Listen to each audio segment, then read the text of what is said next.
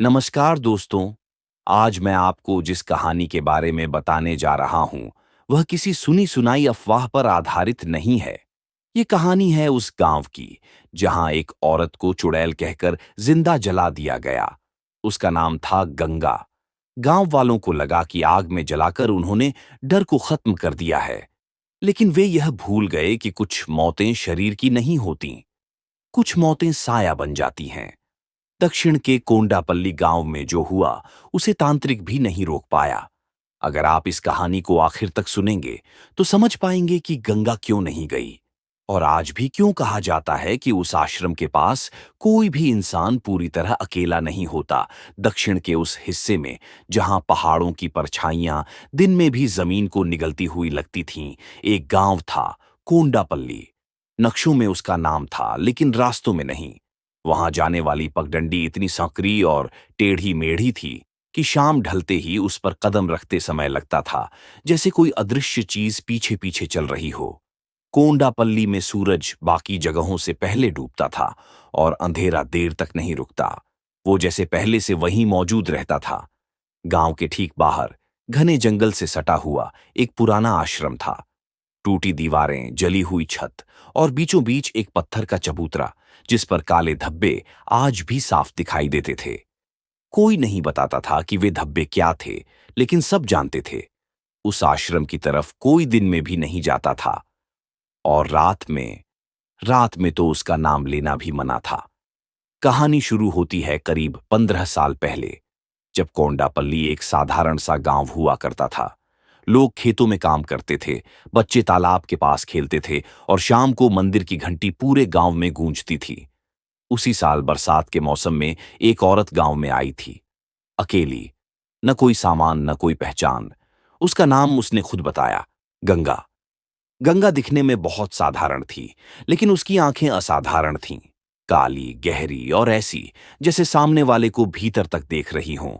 वह कम बोलती थी, ज्यादातर चुप रहती। गांव के लोग शुरू में उसे अनदेखा करते रहे, लेकिन धीरे धीरे बातें बनने लगीं। किसी ने कहा कि उसने रात को गंगा को नदी किनारे कुछ बुदबुदाते देखा है। किसी ने कहा कि वह मिट्टी से कुछ बनाती है और फिर उसे जलाकर राख कर देती है। एक दिन एक बच्चा बीमार पड़ा, फिर दूसरा, फिर तीसरा। उसी हफ्ते एक किसान की फसल अचानक सूख गई। डर को कारण चाहिए होता है और कोंडापल्ली को वह कारण मिल गया। गंगा लोगों ने उससे सवाल किए, उसने जवाब नहीं दिया। जब पंचायत बैठी तो उसने बस इतना कहा, मैंने कुछ नहीं किया। उसकी आवाज में डर नहीं था। यही बात लोगों को सबसे ज्यादा डराने लगी। फिर एक रात गांव के सबसे पुराने घर में आग लग गई। आग बुझी, लेकिन घर के भीतर एक आदमी मरा पड़ा था। शरीर पर कोई जख्म नहीं, लेकिन चेहरा ऐसा जैसे उसने मरते वक्त कुछ देखा हो। उसी सुबह फैसला हो गया, गंगा को पकड़ लिया गया। वह चिल्लाई नहीं, रोई नहीं, बस लोगों को देखती रही।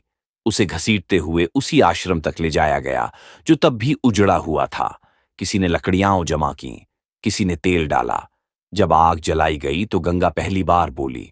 उसने कहा, तुम सबने जो किया है वो यहीं खत्म नहीं होगा। मैं मरूंगी, लेकिन मेरी सांसें इस जमीन में रहेंगी।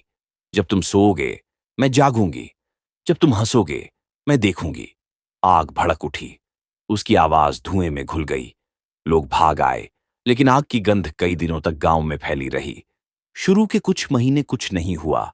लोगों ने मान लिया कि उन्होंने सही किया, लेकिन फिर एक एक करके चीजें बदलने लगीं। पहले जानवर मरने लगे, गायें बिना किसी वजह गिर जातीं, उनके मुंह से झाग निकलता और आंखें खुली रह जातीं। फिर बच्चे रात में उठकर रोने लगे। वो कहते कि कोई उन्हें नाम लेकर बुलाता है। एक औरत ने बताया कि उसने अपनी खिड़की के बाहर किसी को खड़ा देखा, बाल चेहरे पर गिरे हुए और आंखें चमकती हुई। सबसे डरावनी बात यह थी कि हर घटना के बाद आश्रम से धुएं जैसी गंध आती थी। गांव के पुजारी ने कहा कि यह आत्मा का प्रकोप है। किसी ने सलाह दी कि शहर से तांत्रिक बुलाया जाए। तब पहली बार नागेश्वर का नाम सामने आया। नागेश्वर के बारे में कहा जाता था कि उसने कई भटकी आत्माओं को बांधा है। वह साधारण नहीं था। उसकी उम्र का अंदाजा कोई नहीं लगा पाता था। बाल आधे सफेद, आंखें हमेशा लाल और गले में अजीब अजीब ताबीज। जब वह कोंडापल्ली पहुंचा तो गांव में सन्नाटा छा गया। उसने सबसे पहले आश्रम देखा, देर तक चुपचाप खड़ा रहा, फिर जमीन से थोड़ी मिट्टी उठाई, सूंघी और तुरंत हाथ झटक दिया। उसने कहा, इसे मारा गया है, रोका नहीं गया। उसी रात अनुष्ठान शुरू हुआ। आश्रम के अंदर दिए जलाए गए। नागेश्वर मंत्र पढ़ने लगा। हवा भारी हो गई, दियों की लौ हिलने लगी। अचानक एक औरत की हंसी गूंजी, वही खुरदरी, टूटी हुई।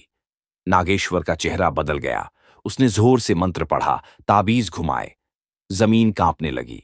एक पल के लिए ऐसा लगा जैसे किसी ने चबूतरे के बीच से हाथ बाहर निकाला हो। फिर सब शांत हो गया। सुबह नागेश्वर बाहर आया। उसके माथे से खून बह रहा था। उसने कहा, आत्मा यहां बंध गई है, लेकिन पूरी तरह नहीं। अगर किसी ने भी इस जगह को छेड़ा, नियम तोड़ा या पीछे मुड़कर देखा, तो यह साया फिर जाग जाएगा। गांव वालों ने राहत की सांस ली। उन्होंने आश्रम के चारों तरफ निशान बनाए। कोई वहां नहीं गया, लेकिन डर हमेशा भूखा रहता है। 3 महीने बाद गांव के बाहर जंगल से एक बच्चा लौटा, अकेला। उसकी आंखें खाली थीं। मां ने उसे गले लगाया तो उसने हंसते हुए कहा, मां, वो देख रही है। उसी रात नागेश्वर के घर से चीखें आईं और यहीं से शुरू हुआ वह डर, जो अब कभी खत्म नहीं हुआ। नागेश्वर के घर के बाहर उस रात कोई जाने की हिम्मत नहीं कर पाया था। चीखें इतनी भयानक थीं कि पूरे कोंडापल्ली गांव में लोग अपने दरवाजे बंद करके भगवान का नाम लेकर बैठे रहे। वह आवाज किसी इंसान की नहीं लग रही थी। ऐसा लग रहा था जैसे किसी का गला दबाकर उससे जबरदस्ती चीख निकलवाई जा रही हो। फिर अचानक सब शांत हो गया। इतनी गहरी खामोशी कि लोगों को अपने दिल की धड़कन तक सुनाई देने लगी। सुबह जब गांव के 4 लोग हिम्मत करके नागेश्वर के घर पहुंचे, तो दरवाजा खुला हुआ था। अंदर फर्श पर राख बिखरी हुई थी। दीवारों पर ताबीज उल्टे लटके हुए थे, जैसे किसी ने उन्हें तोड़कर फेंक दिया हो। कमरे के बीचों बीच नागेश्वर पड़ा था। उसका शरीर बिल्कुल सूखा हुआ लग रहा था, जैसे अंदर से किसी ने उसका खून और सांस दोनों खींच ली हो। उसकी आंखें खुली हुई थीं और चेहरे पर डर ऐसा जमे हुआ था जैसे उसने मरने से पहले कुछ ऐसा देख लिया हो जिसे शब्दों में नहीं बताया जा सकता। उसके ठीक पीछे दीवार पर खून से कुछ लिखा हुआ था, मैं बंधी नहीं हूं। ये पढ़ते ही वहां खड़े लोगों के हाथ कांपने लगे। गांव में खबर फैलते देर नहीं लगी। जो लोग कल तक खुद को सुरक्षित समझ रहे थे, अब उन्हें एहसास होने लगा था कि नागेश्वर की बात सच थी। आत्मा बंधी नहीं थी, बल्कि शायद वह सिर्फ इंतजार कर रही थी। उसी दिन से गांव का माहौल बदल गया। मंदिर की घंटी बजना बंद हो गई। पुजारी ने कहना शुरू कर दिया कि जब तक यह साया खत्म नहीं होता, वह पूजा नहीं करेगा। शाम होते ही लोग अपने घरों में बंद हो जाते।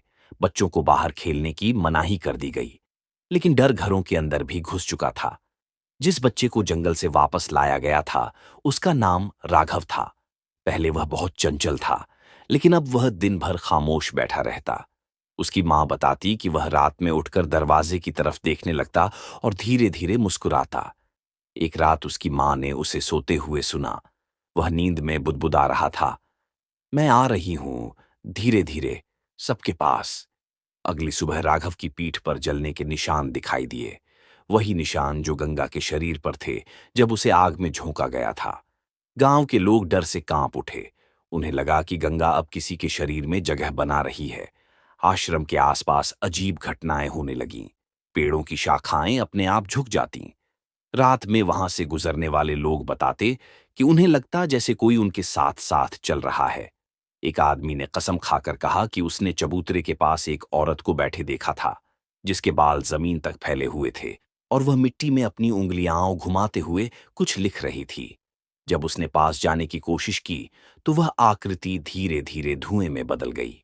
दिन बीतते गए और घटनाएं बढ़ती गईं। गांव के सबसे बुजुर्ग आदमी वेंकटेश ने एक रात पंचायत बुलाई। उसका चेहरा पीला पड़ चुका था। उसने कहा कि गंगा को मारने का फैसला गलत था। उसने बताया कि जब गंगा को जलाया जा रहा था, तब उसने देखा था कि आग लगने से पहले ही गंगा की आंखें बदल चुकी थीं, जैसे वह किसी और चीज में बदल रही हो। वेंकटेश ने कहा कि अगर आत्मा बदले की भावना से भरी हो, तो उसे सिर्फ तांत्रिक शक्ति से नहीं रोका जा सकता। उसके लिए बलि देनी पड़ती है या फिर उस अन्याय को स्वीकार करना पड़ता है जो उसके साथ हुआ था। लेकिन गांव वाले यह बात सुनकर और डर गए। किसी को समझ नहीं आ रहा था कि अब क्या किया जाए। उसी रात एक और घटना हुई। गांव की एक लड़की मीरा, जो पानी भरने तालाब गई थी, वापस नहीं लौटी। उसका घड़ा तालाब के किनारे मिला, लेकिन पानी में उसके पैरों के निशान थे, सिर्फ जाते हुए, लौटते हुए नहीं। जब लोग उसे ढूंढने जंगल की तरफ गए तो उन्हें आश्रम के पास उसकी चूड़ियां टूटी हुई मिली। उस रात कई लोगों ने आश्रम की तरफ से रोने की आवाज सुनी। ऐसा लग रहा था जैसे कोई औरत दर्द में कराह रही हो, लेकिन उसके बीच बीच में हंसी भी गूंज रही थी। अब गांव में दहशत अपने चरम पर थी। पुजारी ने आखिरकार फैसला लिया कि आखिरी अनुष्ठान किया जाएगा। इस बार गांव के हर घर से मिट्टी लाई जाएगी और उसी मिट्टी से एक रक्षा मंडल बनाया जाएगा। माना जाता था कि जब पूरा गांव एक साथ प्रार्थना करता है तो साया कमजोर पड़ जाता है। अनुष्ठान की रात तय हुई। आधी रात, जंगल के बीच। जब लोग वहां पहुंचे तो हवा बिल्कुल स्थिर थी। ऐसा लग रहा था जैसे जंगल सांस रोककर खड़ा हो। पुजारी मंत्र पढ़ने लगा। लोग उसके पीछे पीछे दोहराने लगे। जैसे जैसे मंत्र तेज होते गए, जमीन से हल्की कंपन महसूस होने लगी। अचानक राघव, जो अपनी मां के साथ वहां आया था, जोर से हंसने लगा। उसकी आवाज बदल चुकी थी। वह बोला, तुम सब फिर वही गलती कर रहे हो। लोग डर कर पीछे हटने लगे। तभी राघव का शरीर कांपने लगा। उसकी आंखें पूरी तरह काली हो गईं। उसने अपने हाथ जमीन पर रखे और चारों तरफ देखने लगा, जैसे वह सबको पहचान रहा हो। पुजारी ने मंत्र और तेज पढ़ना शुरू किया, लेकिन उसी पल चारों तरफ जलते दिए एक साथ बुझ गए। अंधेरा फैल गया। लोगों को लगा कि कोई उनके बीच चल रहा है। किसी ने महसूस किया कि उसके कंधे पर किसी का ठंडा हाथ रखा गया है। किसी को अपने कान के पास किसी की सांस सुनाई दी। और फिर जंगल में वह हंसी गूंजी। इस बार वह पहले से कहीं ज्यादा तेज और गुस्से से भरी हुई थी। जमीन के बीचों बीच मिट्टी फटने लगी। दरार धीरे धीरे फैलती गई। उस दरार से धुएं जैसा काला साया बाहर आने लगा। उस साए के भीतर एक आकृति दिखाई दे रही थी। लंबे बाल, झुका हुआ शरीर और जलती हुई आंखें। लोग चीखते हुए भागने लगे। पुजारी वहीं खड़ा रह गया। उसने आखिरी बार मंत्र पढ़ने की कोशिश की, लेकिन साया उसके बिल्कुल सामने आकर रुक गया। पुजारी की आवाज अचानक बंद हो गई। कुछ सेकंड तक सब शांत रहा। फिर पुजारी का शरीर जमीन पर गिर पड़ा। उसकी गर्दन ऐसे मुड़ी हुई थी जैसे किसी ने उसे घुमाकर तोड़ दिया हो। राघव अचानक बेहोश होकर गिर गया। साया धीरे धीरे वापस दरार में समाने लगा, लेकिन जाने से पहले वह आवाज आई, अब कोई भी सुरक्षित नहीं है। सुबह जब लोग होश में आए तो जंगल में सिर्फ राख और टूटे हुए दीपक पड़े थे। पुजारी का शरीर वहीं था। राघव जिंदा था, लेकिन उसकी आंखों में अब कोई पहचान नहीं बची थी। गांव लौटते समय हर आदमी को लग रहा था कि कोई उनके पीछे पीछे चल रहा है। और उसी दिन से कोंडापल्ली में सूरज ढलने के बाद कोई भी घर के बाहर नहीं निकलता था। लेकिन उन्हें यह नहीं पता था कि जो साया उन्होंने जंगल में देखा था, वह अब जंगल तक सीमित नहीं रहा था। जंगल वाले अनुष्ठान के बाद कोंडापल्ली गांव पूरी तरह बदल चुका था। अब डर किसी एक जगह तक सीमित नहीं रहा था। वह हर घर, हर गली और हर सांस के साथ चलने लगा था। दिन में लोग एक दूसरे से नजरें चुराते थे और रात होते ही दरवाजों पर मोटे कुंडे चढ़ा दिए जाते थे। लेकिन बंद दरवाजे भी अब किसी को सुरक्षित महसूस नहीं कराते थे। पुजारी की मौत के बाद गांव में कोई धार्मिक सहारा नहीं बचा था। मंदिर वीरान पड़ा था। घंटी पर जंग लग चुकी थी। लोग कहते थे कि रात में मंदिर के भीतर से किसी औरत के पैरों की आवाज आती है, जैसे कोई नंगे पांव फर्श पर चल रही हो। लेकिन कोई देखने की हिम्मत नहीं करता था। राघव अब पहले जैसा बच्चा नहीं रहा। वह जिंदा था, सांस ले रहा था, लेकिन उसकी आंखों में कुछ और ही झलकता था। वह किसी से बात नहीं करता, बस कभी कभी घर के कोने में बैठकर जमीन पर उंगली से अजीब निशान बनाता रहता। उसकी मां कई बार उसे रोकने की कोशिश करती, लेकिन जैसे ही वह पास जाती, राघव सिर उठाकर उसे ऐसे देखता मानो पहचानता ही न हो। एक रात उसकी मां की नींद खुली। उसे लगा कि कोई उसके कान के पास फुसफुसा रहा है। जब उसने आंखें खोलीं तो राघव उसके पलंग के पास खड़ा था। अंधेरे में उसकी आंखें चमक रही थीं। उसके मुंह से बहुत धीमी आवाज निकली, मां, वो बाहर खड़ी है। उस औरत ने चीखने की कोशिश की, लेकिन आवाज गले में ही अटक गई। अगले ही पल राघव जमीन पर गिर पड़ा। जब बाकी लोग कमरे में पहुंचे तो राघव बेहोश था और उसकी मां दीवार से सटी कांप रही थी।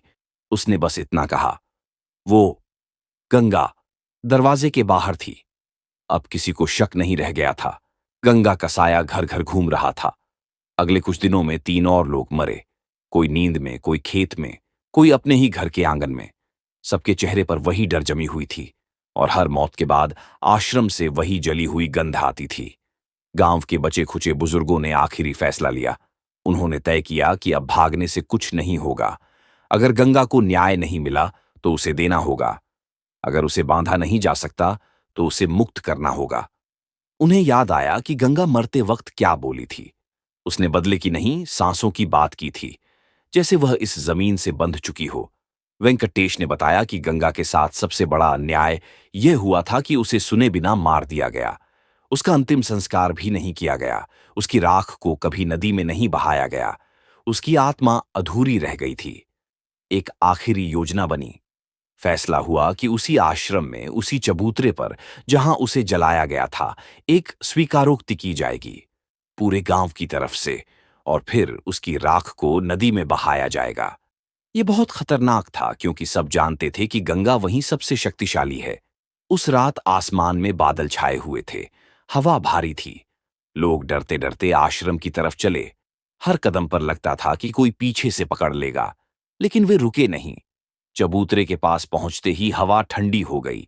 दिए जलाए गए, लेकिन उनकी लौ कांप रही थी। वेंकटेश आगे आया। उसके हाथ कांप रहे थे, लेकिन आवाज साफ थी। उसने कहा कि उन्होंने गंगा के साथ गलत किया। उन्होंने डर के कारण एक औरत को मार डाला। उन्होंने उसे सुने बिना सजा दी। जैसे ही उसने यह कहा, हवा तेज हो गई। पेड़ झुकने लगे। दिए बुझ गए। अंधेरे में वही हंसी गूंजी। धुएं के बीच गंगा का साया दिखाई देने लगा। इस बार वह और साफ थी। उसका शरीर जला हुआ था, बाल उलझे हुए और आंखें गुस्से से जल रही थीं। लेकिन उसके चेहरे पर सिर्फ क्रोध नहीं था, उसमें दर्द भी था। वेंकटेश घुटनों के बल बैठ गया। बाकी लोग भी। किसी ने मंत्र नहीं पढ़ा, किसी ने ताबीज नहीं उठाया। बस चुप्पी थी और डर। गंगा का साया उनके सामने आकर रुका। उसकी आवाज गूंजी, अब याद आया? वेंकटेश ने कांपती आवाज में कहा, हमें माफ कर दो। हमें नहीं पता था कि डर हमें इतना अंधा बना देगा। साया कुछ पल चुप रहा। फिर उसने चबूतरे की तरफ देखा। वहीं से राख उठने लगी। राख हवा में घूमी और गंगा के चारों तरफ एक घेरा बन गया। उसी पल राघव, जो सबके पीछे खड़ा था, अचानक आगे आया। उसकी आंखें अब सामान्य थीं। उसने साया की तरफ देखा और बोला, अब जा सकती हो। गंगा का साया राघव की तरफ मुड़ा। पहली बार उसके चेहरे से गुस्सा कम हुआ। उसने धीरे धीरे हाथ बढ़ाया, जैसे किसी बच्चे के सिर पर हाथ रखने वाली हो। फिर वह राख में घुलने लगी। हवा शांत हो गई। जंगल की आवाजें वापस आने लगीं। लोग जमीन पर बैठे रो रहे थे। जब सबने सिर उठाया तो चबूतरा खाली था। अगली सुबह गांव के लोग नदी के किनारे गए और राख को बहाया। सूरज पहली बार बिना डर के उगा। कुछ दिनों तक सब शांत रहा। कोई मौत नहीं हुई। बच्चे फिर से खेलने लगे। लोग मानने लगे कि सब खत्म हो गया, लेकिन डर पूरी तरह कभी नहीं जाता। कई महीनों बाद एक यात्री कोंडापल्ली के पास से गुजरा। रात हो चुकी थी। उसने सड़क किनारे एक औरत को खड़े देखा। वह चुपचाप जंगल की तरफ देख रही थी। यात्री ने आवाज दी। औरत ने धीरे धीरे सिर घुमाया। उसके पैर जमीन को छू नहीं रहे थे। यात्री की चीख दूर तक गूंजी। अगली सुबह उस जगह सिर्फ एक बात लिखी मिली, कुछ साए कभी पूरी तरह नहीं जाते। आज भी कोंडापल्ली के लोग कहते हैं कि गंगा को मुक्त किया गया था, मिटाया नहीं। और अगर कोई रात में जंगल की तरफ देखे तो उसे वहीं जली हुई गंध आती है, क्योंकि कुछ कहानियां खत्म नहीं होती, वो बस इंतजार करती हैं अगली सांस का। कोंडापल्ली में अब कोई अनुष्ठान नहीं होता, कोई तांत्रिक नहीं बुलाया जाता। गांव के लोग मान चुके हैं कि गंगा को मिटाया नहीं जा सकता था, क्योंकि उसने बदला नहीं मांगा था। उसने बस अपनी मौजूदगी छोड़ी थी, उस राख में, उस जंगल में और उन सांसों में जो आज भी उस रास्ते से गुजरते वक्त भारी हो जाती हैं। लोग कहते हैं, अगर रात में कोई औरत जंगल के किनारे खड़ी दिखे और उसके पैर जमीन को न छू रहे हों, तो समझ लेना कि वह रास्ता अब तुम्हारा नहीं रहा। क्योंकि कुछ कहानियां सुनाकर खत्म नहीं होती, वे सुनने वाले के साथ चलने लगती हैं। और गंगा